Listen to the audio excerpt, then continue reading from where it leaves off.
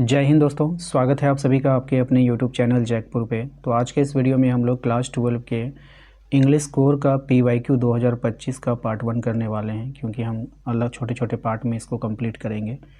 और वीडियो को लाइक करना है, चैनल पे जो लोग पहली बार आएँ सब्सक्राइब कर लीजिएगा।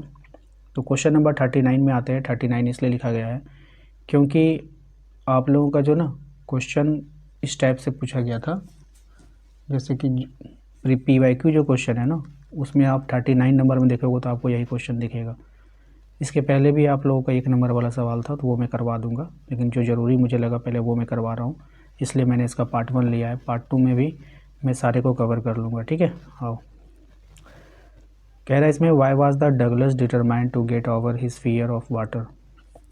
मतलब है डगलस पानी के डर को क्यों ख़त्म करना चाहता था, ठीक है। देखिए, Douglas wanted to overcome his fear of water because it stopped him from enjoying activities like swimming, boating and fishing। कहने का मतलब है डगलस पानी के डर को दूर करना चाहता था, क्योंकि वो इस डर की वजह से ना तैराकी कर पा रहा था, ना स्विमिंग कर पा रहा था, ना बोटिंग कर पा रहा था, ना फिशिंग कर पा रहा था, है ना बोट चला पा रहा था, ना मछली पकड़ने जैसी कोई भी काम कर पा रहा था। The near drawing experience his experience in his childhood made him feel scared and embraced। ठीक है, देखो, बचपन में एक डूबने वाली जो घटना से उसे डरा दिया था और उसे शर्म भी महसूस होती थी। क्या होती थी? फील स्कैरेड एंड एम्बेरेस्ड, मतलब उसको शर्म भी क्या होता था? महसूस होता था। ही believed this fear was a weakness and did not want it to control his life, so he decided to face it bravely। वह इस डर को अपनी कमजोरी मानता था और नहीं चाहता था कि यह उसके जीवन को नियंत्रित करे, इसलिए उसने साहस के साथ इसका सामना करने का फैसला किया। ब्रेवली, है ना, फेस, उसने डिसाइड किया कि इसको साहस के साथ क्या करेंगे? सामना करेंगे। तो यही था आंसर इसका, देख लीजिए आप लोग। क्वेश्चन नंबर आते हैं 40 में। इसमें कहा गया है why are the country folks disappointed in a road side stand. कह रहा है ए रोड साइड स्टैंड में गांव के लोग निराश क्यों थे।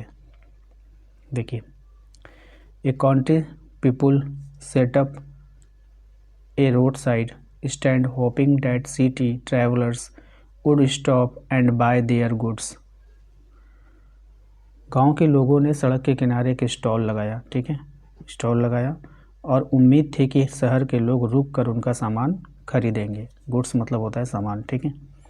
दे wanted to earn money and improve their poor living condition. वे पैसे कमाकर अपनी खराब जीवन की स्थिति को सुधारना चाहते थे, ठीक है। However very few people stopped and their hopes for a better life were not fulfilled. हुआ क्या? लेकिन बहुत कम लोग वहाँ रुकने लगे। फ्यू पीपल, बहुत कम लोग वहाँ क्या हुए? रुकने लगे, जिससे उनकी बेहतर जीवन की आशा क्या हो गई? टूट गई। जो उसने सपना देखा वो टूट गया। This made them feel disappointed and showed the gap between rural and urban life. ठीक है, इससे वे निराश हो गए और गांव और शहर के जीवन के बीच का अंतर भी दिखने लगा उसको, ठीक है। तो ये हो गया इसका आंसर। क्वेश्चन नंबर आइए 41 में। इसमें कहा है what do the parting words of the poet and their smile signify. मतलब है कि कवित्री के विदाई के शब्द और उसकी मुस्कान क्या दर्शाती है, ठीक है। The poet parting words see you soon Amma give comfort and hope to her old mother. ठीक है, कवित्री के विदाई के जो शब्द थे सी यू सून अम्मा, उसकी बूढ़ी माँ को सांत्वना और उम्मीद देता है ना। Her smile tries to hide to pain and fear the feel inside. उसकी मुस्कान उसके अंदर के दुख और डर को छिपाने की कोशिश है। इट शोज लव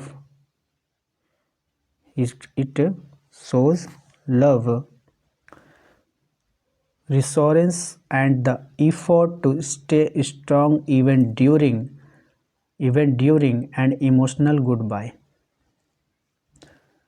ठीक है, ये प्यार, भरोसा और भावुक विदाई के समय मजबूत बने रहने का क्या करती है, संकेत देती है।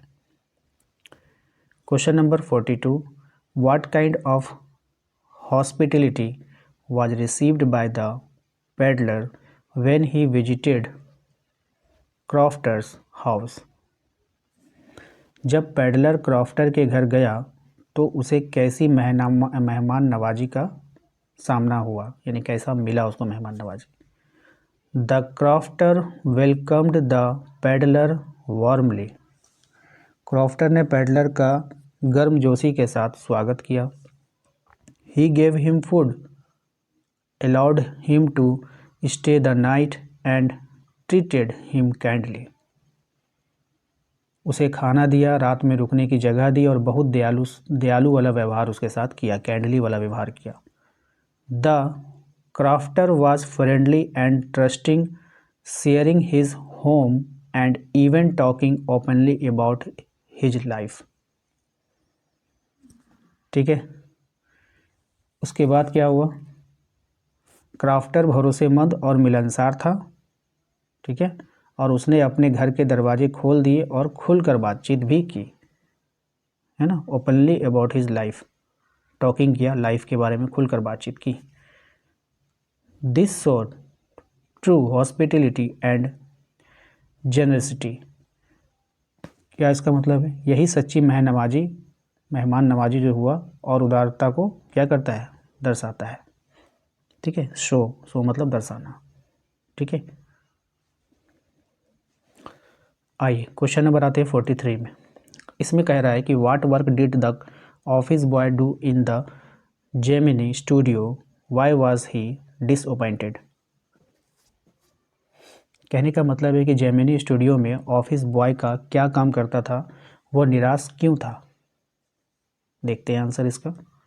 देखिए, the office boy eight Gemini studio did small and simple talks like supplying newspaper cutting, maintaining files and helping with electrical work. Gemini studio का ऑफिस बॉय छोटे और साधारण काम करता था, जैसे अखबार का कटिंग देना, फाइलें संभालना और सामान्य बिजली से जुड़े हुए जो भी काम थे वो उसको करता था। He was disappointed because he dreamed of becoming a famous writer of or actor। ठीक है, वो निराश था क्योंकि उसका सपना एक मशहूर लेखक या फिर अभिनेता, एक्टर बनने का था। He felt his talent was not recognized and believed the work he was given was below his abilities। ठीक है, उसे लगता था कि उसकी प्रतिभा को पहचाना नहीं जा रहा है और उसे क्षमता से कम काम दिया जा रहा है, जितना उसकी क्षमता है ना उससे उसको उसका कम काम दिया जा रहा है। ठीक है, ये उसका मानना था। नेक्स्ट आते क्वेश्चन नंबर 44। इसमें कह रहा है कि who is Hana, how did she help the enemy soldier. देखिए, हाना कौन है, उसने दुश्मन सैनिक की कैसे मदद की, ये आपको बतानी है। देखिए, Hana is the wife of doctor Sadao, a Japanese doctor, है ना। हाना डॉक्टर सदाओ की पत्नी है जो एक जापानी डॉक्टर है। She helped and enjoyed American soldier who was found near their house during war time. ठीक है, उसने एक घायल अमेरिकी सैनिक की मदद की जो युद्ध के समय उसके घर के पास मिला था। Hana supported her husband in bringing the soldier inside and treating him. Hana ने अपने पति का साथ दिया और सैनिक को घर के अंदर लाकर उसका इलाज कराया। Even when the servants left the house in protest, she continued to care for the soldier with courage and kindness। जब नौकर विरोध में घर छोड़कर चले गए तब भी उसने साहस और दया के साथ सैनिक की क्या की, देखभाल की। क्वेश्चन नंबर आते हैं 45। इसमें कहा गया है what are the different ways in which mister Lamb helped Derry to fight his negativity, ठीक है, नेगेटिविटी। कह रहा मिस्टर लैम्ब ने डेयरी के नकारात्मक सोच को दूर करने में कैसे मदद की। तो mister lamb encouraged dairy and gave him confidence. क्या मतलब हुआ? मिस्टर लैम्ब ने डेयरी को प्रोत्साहित किया और उसे आत्मविश्वास जगाया। He taught him that the world has both good and bad thing, good and bad thing, and one should accept life as it is.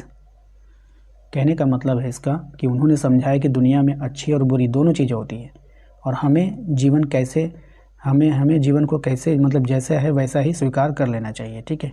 He advise Derry not to feel ashamed of his burned face and to focus on living happily,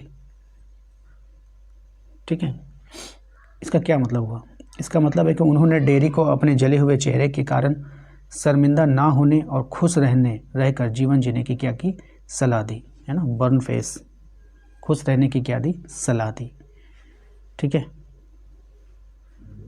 through his positive attitude and guidance mister Lamb helped Derry think differently and become more hopeful. तो इसका कहने का मतलब था through his positive attitude and guidelines, मतलब कि अपने सकारात्मक विचारों और मार्गदर्शन से मिस्टर लैम्ब ने डेयरी को नई सोच दी और उसे अधिक आशावादी बना दिया, ठीक है। होपफुल, क्या बना दिया? होपफुल बना दिया। तो आशा करते हैं कि आप लोगों को आज का ये वीडियो पसंद आया होगा। वीडियो अच्छा लगा है तो लाइक कर दीजिएगा। थोड़ा सा साउंड का प्रॉब्लम हुआ होगा, तबीयत मेरी ख़राब हो गई है और मैं ज़्यादा ज़ोर से भी नहीं बोल पा रहा हूँ, तो इसलिए आप लोग इसको मैनेज कीजिएगा। मैं कोशिश करूँगा जितना भी आप लोगों की हेल्प कर पाऊँ मैं उतना करूँगा, ठीक है। चलिए मिलते हैं नेक्स्ट अगले वीडियो में। Thank you.